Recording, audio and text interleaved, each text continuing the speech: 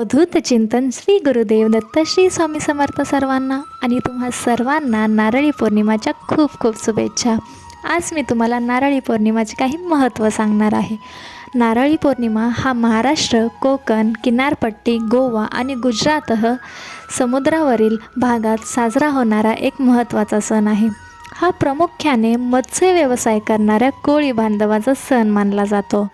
धार्मिक महत्त्व याचं असं आहे की या दिवशी कोळी बांधव समुद्र देवतेची पूजा करून समुद्राला नारळ अर्पण करून समुद्र त्यांना सुरक्षित ठेवावं आणि मासेमारीत भरभराटी करावी अशी प्रार्थना करतात। या दिवशी महाराष्ट्रामध्ये रक्षाबंधनही साजरी होते।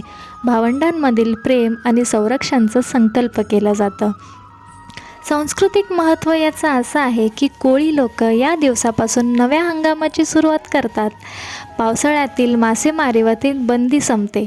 समुद्रात निघण्याआधी मोठा उत्सव, नृत्य, गाणी, सामूहिक भोजनाचा कार्यक्रम होते।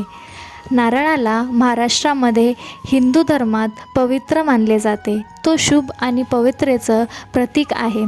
नारळ पाण्यात सोडणे म्हणजे समुद्राच्या शक्तीला मान देणे आणि त्याच्याशी मैत्री ठेवणे असे मानले जाते।